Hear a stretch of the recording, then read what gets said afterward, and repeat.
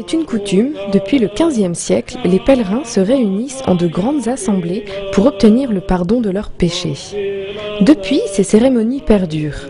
Alors, rien de bien original que de célébrer le pardon traditionnel des 7 saints. Sauf que, à Vieux-Marché, cette date typique est associée à un événement mondialement connu dans certains milieux, les rencontres islamo-chrétiennes initiées en 1954 par l'orientaliste Louis Massignon.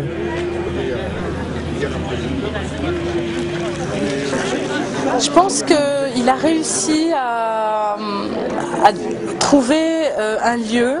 Je pense que c'est le seul lieu en France de rencontres islamo-chrétiennes qui ne soient pas simplement liées à des rencontres, ce que j'appelle les rencontres de proximité, les rencontres du quotidien, où on parle des difficultés du vivre ensemble, de la vie dans le quartier. Mais là, il y a vraiment un symbole religieux qui est commun aux chrétiens et aux musulmans, c'est cette croyance dans les 7 dormants d'Éphèse qu'on retrouve et dans la Guertz et dans la sourate des gens de la caverne. Les 7 dormants d'Éphèse, un mythe commun aux musulmans et chrétiens. La légende raconte que sous le règne de l'empereur Dès, 7 chrétiens d'Éphèse se laissèrent enterrer vivants dans une caverne plutôt que de renier leur foi. Plongés dans un merveilleux sommeil, ils se réveillèrent sous Théodose II en 448, soit près de 200 ans après, et annoncèrent la résurrection des corps au dernier jour. Ce récit de la dormition se retrouve dans la sourate 18 du Coran, une convergence entre les deux religions qui a attiré l'attention du professeur Louis Massignon. Mais outre cet aspect religieux, le pardon des 7 saints associe des rencontres interculturelles. Rencontres organisées par l'association vieux-marchoise Les Sources de 7 dormants et dont le thème annuel n'était autre que la conversion.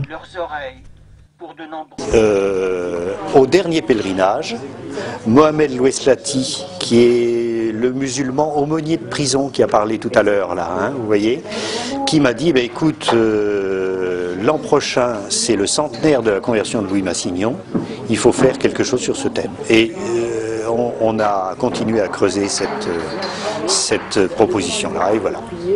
En effet, arrivé agnostique en Mésopotamie en 1907, Louis Massignon en est reparti un an après, profondément chrétien. Une transformation intérieure qui orientera sa vie. C'est donc pour marquer le centenaire de cette conversion que les rencontres organisées avaient ce thème, mais étendu aux réalités actuelles. La conversion, dans un monde pluriculturel et multireligieux, est-ce un défi? Est-ce une chance? Est-ce un danger? Quels sont les enjeux? Du moins, la problématique est celle-là. Les conférenciers ont développé la notion même de conversion de plusieurs points de vue. La conversion au sens étymologique du terme, le changement,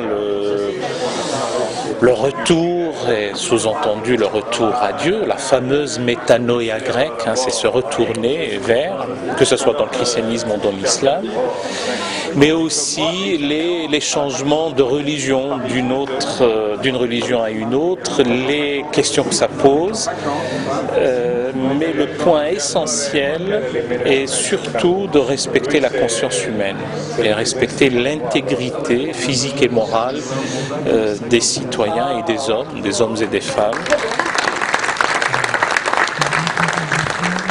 Tel que je l'ai abordé, oui, c'est intéressant. La conversion, la grande question est de convertir tout ce qui va mal pour que ça aille mieux et de faire repérer la conversion entre pulsion de mort, pulsion de vie, la conversion entre la conversion permettant d'opérer un passage entre un confinement dans le dialogue interreligieux et de passer dans un élargissement à un dialogue interculturel, puisque les religions ne sont que l'émanation de culture. Bien entendu, elles produisent elles-mêmes de la culture, mais au départ, elles sont et ne sont que l'émanation de cultures précises. Plusieurs intervenants, plusieurs points de vue différents, c'est ce qui fait de ces rencontres un événement unique. Reste toutefois un bémol, il n'était que 4 ou 5 musulmans lors de la cérémonie du dimanche, soit à peu près 1%. Un manque d'informations à destination de la communauté maghrébine et turque?